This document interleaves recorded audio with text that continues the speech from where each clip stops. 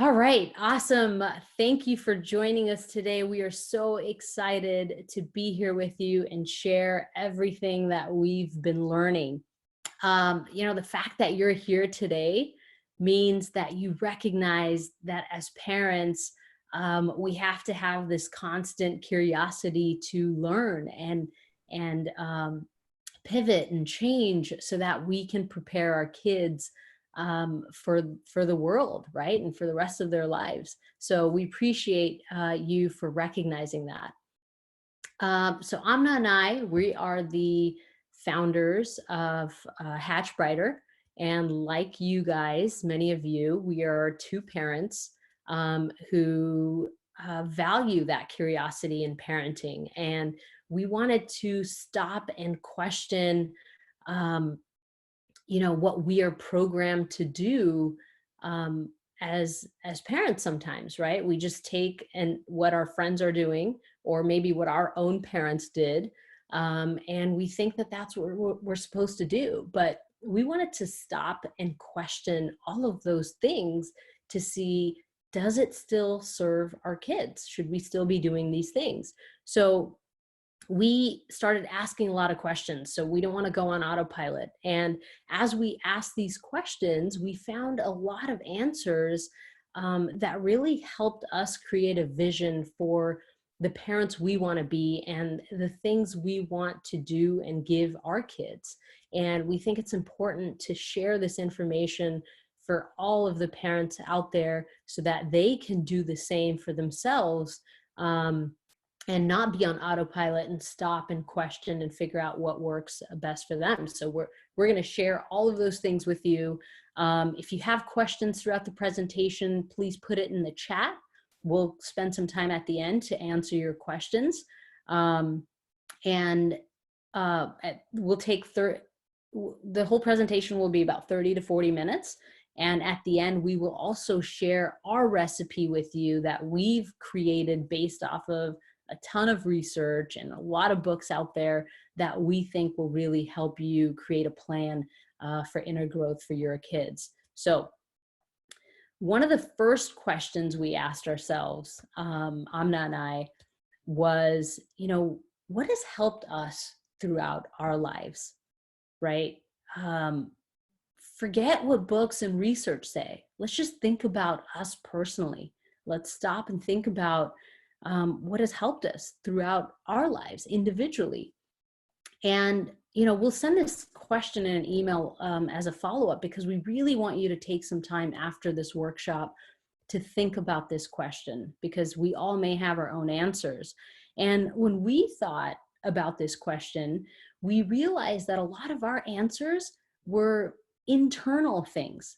They were intangible things that a lot of us learned later in our life. And we realized, man, how different would our experiences have been if we learned this sooner? And that same concept applied to our kids of, wow, how beautiful and amazing can our kids' lives be if they learn some of these things earlier in their life, right?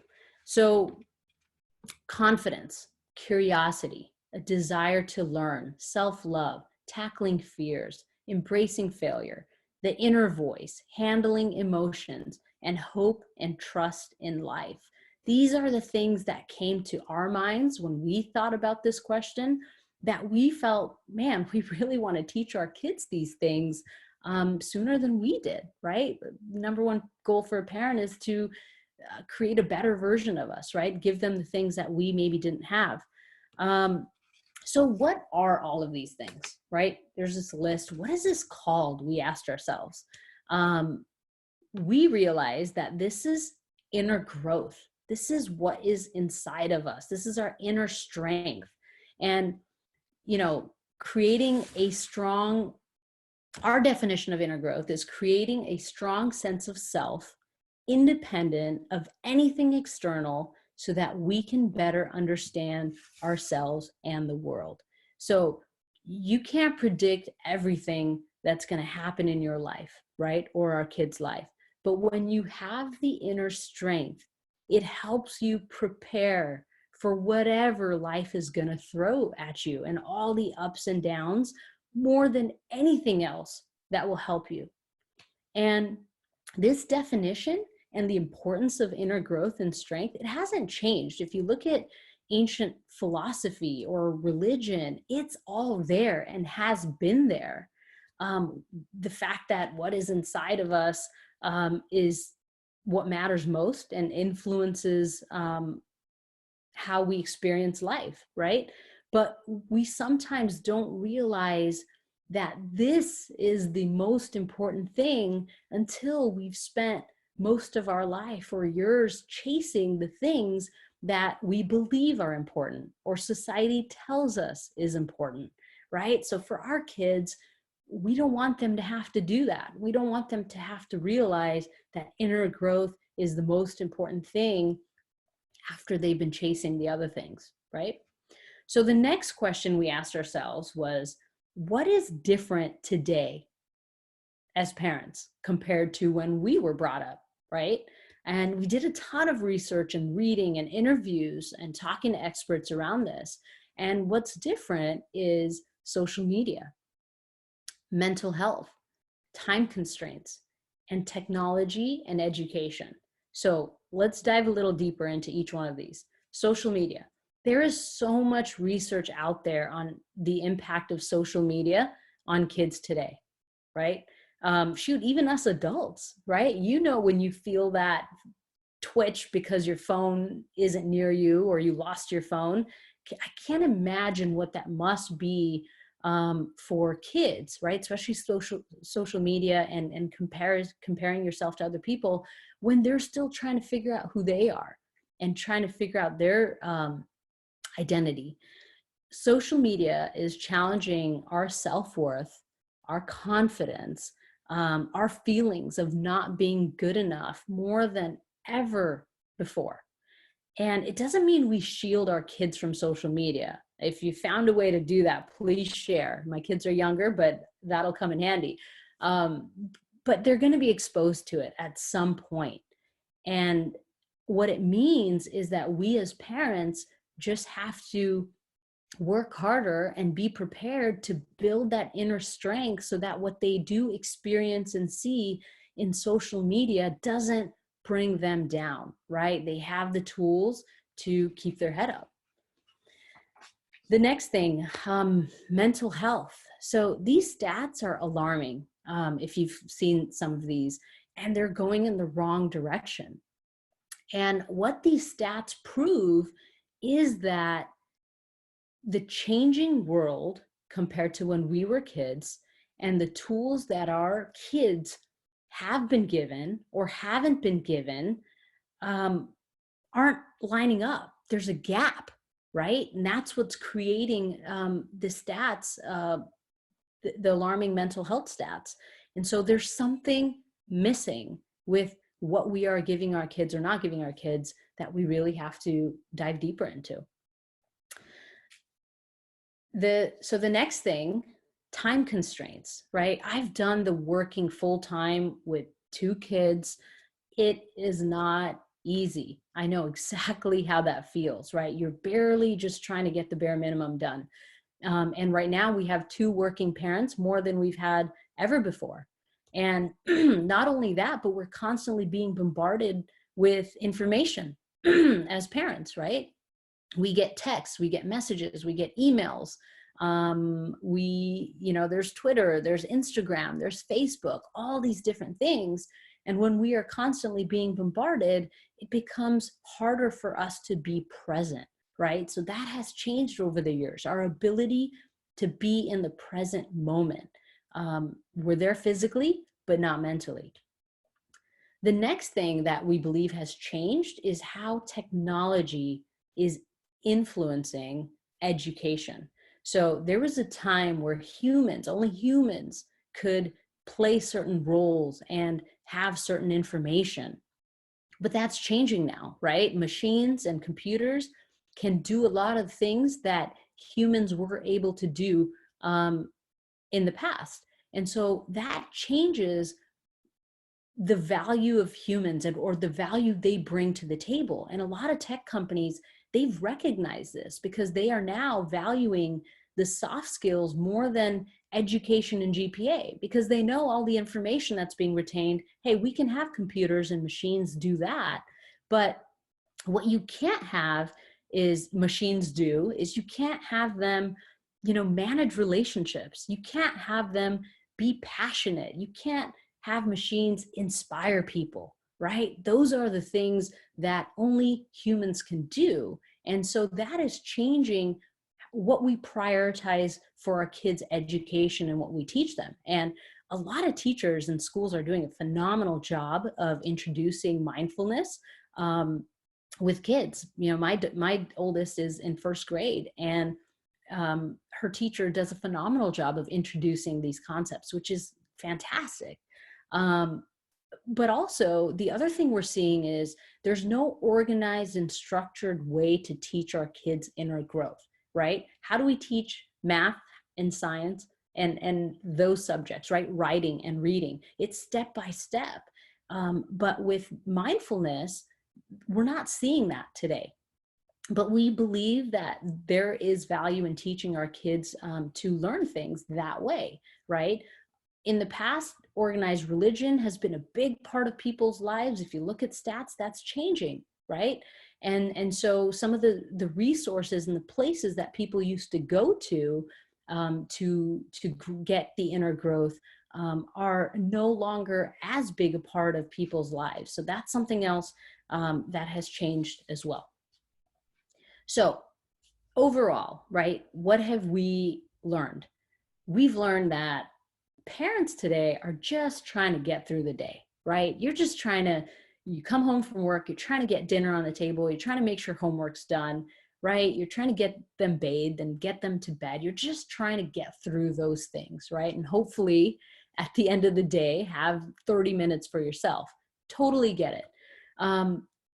When we are that busy, translating complex personal development concepts, principles, and books in a fun and easy way for kids, it gets tricky, right? How do you do it so that they'll understand it? How do you do it so that it'll make it fun for them? That's not easy to do. Another thing is inner growth is not tangible. When something is hard to measure, it becomes more difficult for us as parents to make that a priority for our kids, right? It's easier for us to say, hey, my kid got into Harvard versus my kid's really kind, right? It's harder to measure. So therefore, parents sometimes deprioritize it consciously or unconsciously. Unlearning is reactive and a lot harder. Amna and I can talk about this all day. There are so many things that we, as we've gotten older, have been trying to unlearn. And I think for us as parents, we realize, man, how amazing and beautiful would it be if our kids didn't have to unlearn as much themselves, right? If we gave them some of the tools and skills earlier on. The last thing and most important is our beliefs around success are incomplete. These beliefs, they've been passed on from generation to generation, year after year after year, right? And sometimes we don't question these things. So on this next slide, you'll see that, sometimes our definition of success is around money and the car and the house and education and grades. And these are all important things to have and important goals to have for our kids as parents. But you see that little girl in the window of that house, and she is being overshadowed by all of these things. What this does is create an imbalance, right? We have to make sure the person, who they are on the inside, is at the forefront of everything in our definition of success. So what we believe success should look like is this. It should be more balanced. So you have the education, the grades, the house, and the money, but we also have to add in mind, body, spirit, emotions, and relationships, right? How we manage our emotions helps us create better relationships and feel a better sense of community. So these are important things that we have to give our kids. There's a 80-year Harvard study that was done. So for 80 years, they followed about 275 to 300 men, boys, right?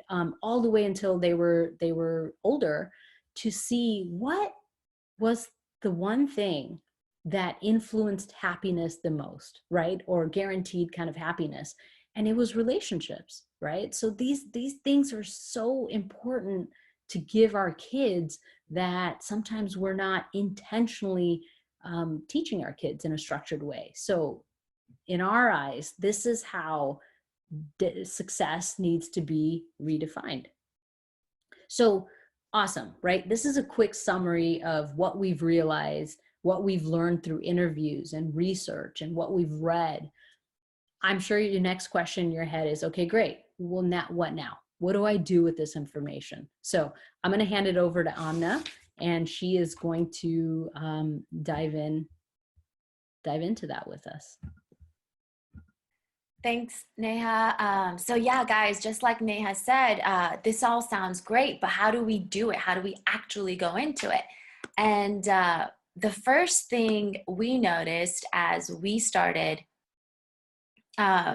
going into intentionally focusing on inner growth with our children, there were a lot of insecurities that came up. For instance, I felt the need to be perfect at this already. If I'm going to teach self-love to my 4-year-old, I must have it perfectly embraced within me. I must know it.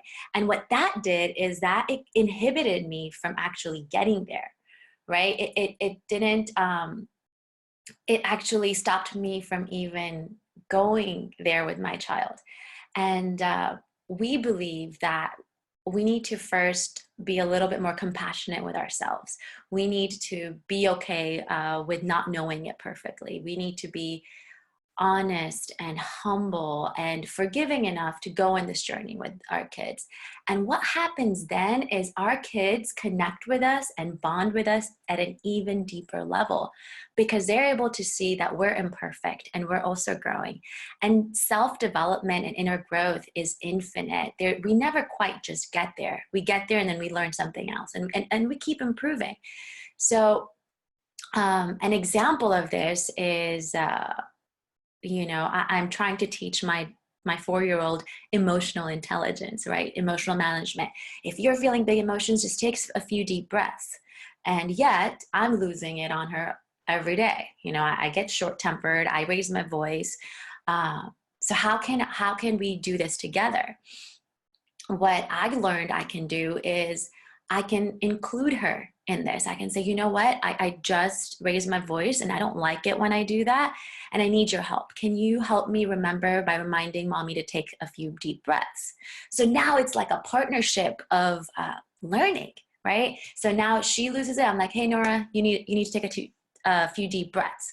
And she does it straight back at me. She's like, mommy, I think you need to take a few breaths. And that's beautiful. That is what we get so passionate about, when you connect at that level where you realize you both can work on something together. And that's what this is all about, guys. Don't put that pressure. Don't go with the all or nothing mindset. Just start. And when you start, you're already winning. You're there. So then the next question is, how do I teach? What is the best way to teach? And this is where we learned that experiential learning is hands down the #1 most effective way to teach our children and ourselves, right? What are our best teachers? It's usually experience. It's something that we did and then we learned something from it.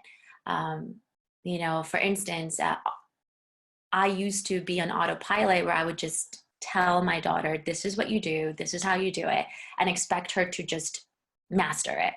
Until I learned that she actually needs to hold a glass of water carelessly, break it, and then realize that she needs to hold it with both hands and be careful with it, right? So she needs to go through those lessons herself. So it's all about trying to recreate those experiences intentionally. It's trying to catch those moments and intentionally grow on that with perhaps doing things, creating things, sharing stories. And this is when our kids get to realize these truths instead of memorize ours. And then we go into this wonderful question of, is it modeling enough? And modeling is a wonderful first step. It is the first step to start this process, right? We got to go through it as well. That is when our kids get to learn, when they see us working on it. And if you're doing the modeling part, you're already doing a wonderful job. So kudos to you. However, if you do want to be intentional with it, I challenge you to think about the way you're focusing on your kids' ABCs or reading or science or math skills, right? Are you feeling like modeling is enough for that? Or do you feel like there's a need to be intentional for you to really master it, right? So that is what we believe. If your intent is to be more intentional with this space, ad hoc or modeling isn't enough. We need to go one step further. We need to create mindful spaces in our day to be like, I am going to really make sure I'm focusing on their inner selves too, because this world is a whole new world, right? Neha mentioned it, social media, technology. There is an even more need for them to be connected to their inner space so they can have the foundation, a healthy mental, emotional foundation to be able to go through that journey successfully. So repetition and consistency is everything when it comes to this. And now the $1,000,000 question, how do I make time for this? This is a big one because we know and we feel it and we realize that parents are so busy. That is why we think 10 minutes a day is more than enough. If it's structured, organized, and intentional, you are good to go. That's all we need is 10 minutes a day. But even that may sound a little overwhelming. So we encourage you to just start with committing to 1 minute a day, just 1 minute of intentional inner growth development. And the best way you can start that is tag it along to an existing habit. So maybe it's right after you guys brush your teeth, or right before, or right after dinner, something that is an existing standard routine in every single day of your week. Tag this along with it and just make it about 1 minute. I'm not kidding, guys. 1 minute is more than enough to start with. You'll be doing more than majority of what majority of families are doing already. And then during that time, just be intentional. And so how do we become intentional? Here is a wonderful way to structure and organize your commitment to inner growth with your children. One is you may choose to pick a topic for the week or the month. This could be gratitude, self-love, emotional intelligence, whatever it is. Pick that topic for a week or 1 month, whatever seems the least overwhelming for you so you can start it. And then commit to 1 minute a day focusing on this topic. And during this time, really, really make sure you make a promise to yourself and your child to be completely present, which means you are looking into their eyes, which means you are completely undistracted, which means you are so present that you can count the eyelashes on their eyes or count the freckles on their cheeks. That is what inner growth is about, right? Think about yourself. Whenever we are at a hard place or we're having a lot of stress, we can't really process it or connect to the calm if we don't find a minute to just be completely alone with ourselves. That is when we can connect. And that's the same for our children. When we make the commitment to do this, we must be completely present with their inner selves. So here is the recipe. So depending on where you are in your journey, you may choose to pick just one of these. And if it's 1 minute a day, just pick one of these and just commit to it and go with it. And if you do, or when you do get to the 10-minute in slow increments throughout your weeks and months, this would be a wonderful way to structure it. So first thing you can do is check in with your feelings. What does that mean? Just asking your kids, hey, how are you feeling today? And what that does is it makes it hopefully a habit where they always, every day, will start checking in with their feelings. It gives you a chance to connect with where they are in their emotional space. And it is a great first step to emotional intelligence, because emotional intelligence means, one, you're aware of your feelings, and two, you can identify them by naming them. So you can find opportunities to guide your kids in naming their feelings.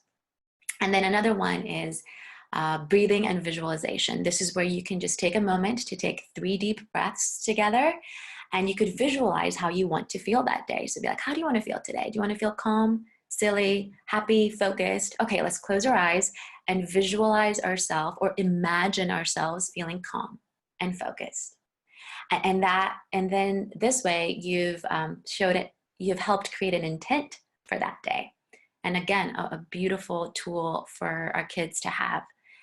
And then it's the activity. This is something we're going to go into slightly deeper in the next slide, but this is where you are more focused on your topic of the week or the month. So if you chose gratitude, you might choose to have a conversation where you ask questions with your child, with your kids, and you help each other realize some truths around that topic. Or you may create a fun craft, or share a story, or you may go outside in nature and find a lesson within the topic that you chose. And then we come to affirmations. This is where we can say, I am thankful. I love myself. And that's a wonderful way to just connect the whole inner growth topic and development process. And last but not least, is gratitude. I love the saying that it's not happy people who are grateful, but it's grateful people who are happy. And if there's one thing that I would say is perhaps the most important thing we can teach our kids, is to have a habit of finding something they're grateful for every single day, because then we have helped them really create a very natural tool within themselves that will guide their joy and their happiness throughout their days. So this could be where you end your activity with saying, hey, let's find something to thank that happened today, or to think that happened in the moment, or something to thank each other for what we did today. And then eventually, because you're committing to doing this every single day, this will become autopilot. So now going into examples of an activity. So failing forward is one of the biggest ways we can teach our kids how to embrace a growth mindset instead of a scarcity mindset. This is where our kids learn to pick back up from where they fell and keep on going, instead of staying there in self-victimization and self-deprecation, which I know I've been there many times. And our wish is for all of the children in this world to realize failing and mistakes is just part of the process. It's not the end result. Sarah Blakely, who is the founder and CEO of Spanx, which is a $1 billion company now, shared that at the end of each week, her father used to ask her to share something she failed at that week. And after she would share it, he would give her a high five. And she said that has been one of the biggest reasons why she is successful today, because she knew that failing is just part of the process. It's not the end result. And an activity that's inspired by that is you can have your kids run around a table, or run around your living room and share a mistake they made today or last week or this week, and you give them a high five. And do that, and watch how the relationship between you and failure changes, as well as your child and failure, to the point where now when my daughter makes a mistake, I automatically give her a high five, and I'm like, cool, what did you learn?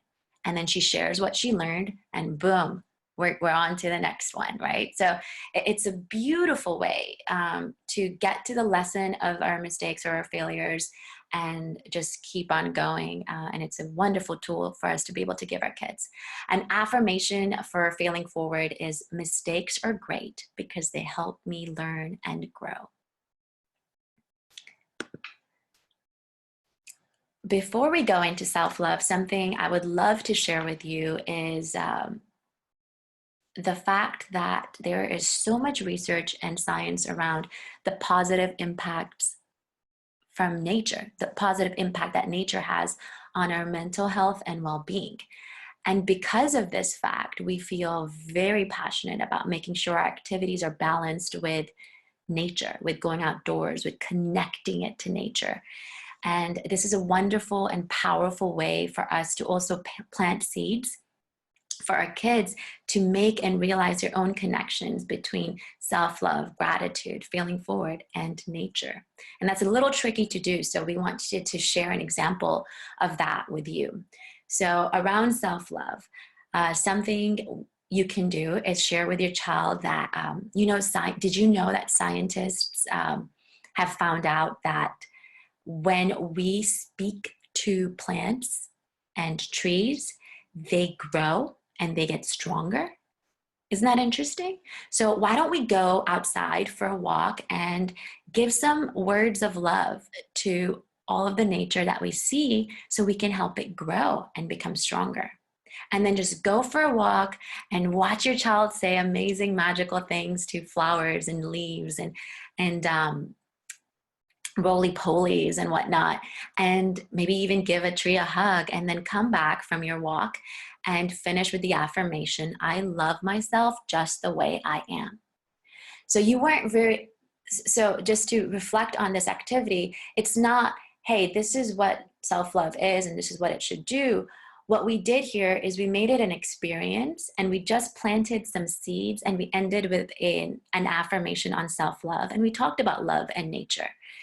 And what will happen here is our kids will make the connections when they are ready. And if you're consistent, they will happen sooner than later.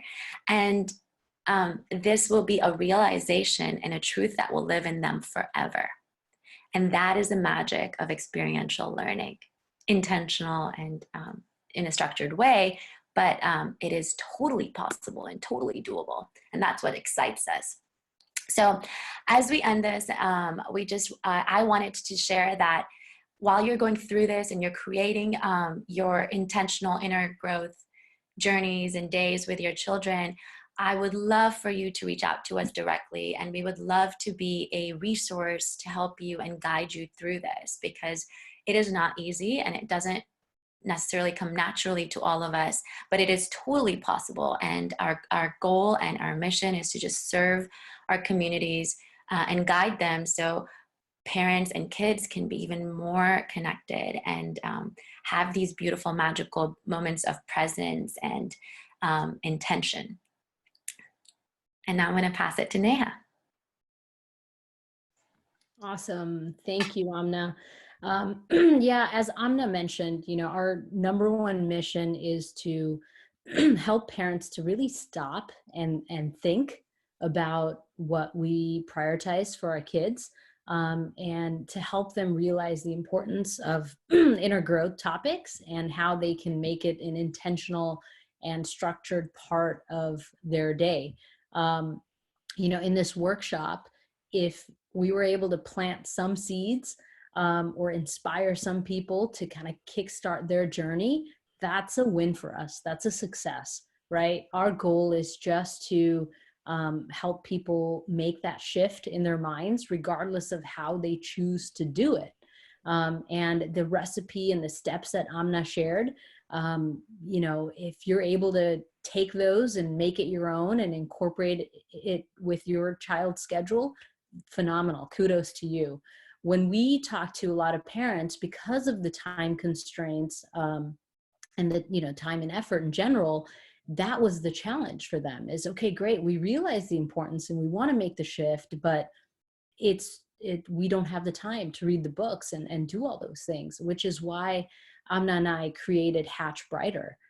We've done all the heavy lifting for you, right? We've done the research, we've learned from the experts, we've realized the best way to, teach kids. We've kind of researched that, and we've incorporated that into the topics that we cover, the big ideas, like we like to call them, for our kids, so that we can not only make this a priority and make it intentional, but we can hold ourselves accountable, as well as teach it in a structured and organized way, like everything else our kids learn in school, for example. So that gets us so excited, so pumped. The fact that you're here today means you realize the importance of this. So thank you. We want to hear from you, whether you can find Hatch Brighter on the App Store, just search for Hatch Brighter. You can join our Facebook community or follow us on Instagram at Hatch Brighter, or email us at hello@hatchbrighter, as well as visit our website. We want to hear from you, whether you use the app or not. We want to hear about, your struggles with this, your beliefs, what challenges you have, what has worked for you, what hasn't worked. And also, if you need any help or if you have any questions for us, we're here for you, and we would love to help and answer any questions for you. So thank you so much. This has been a phenomenal experience.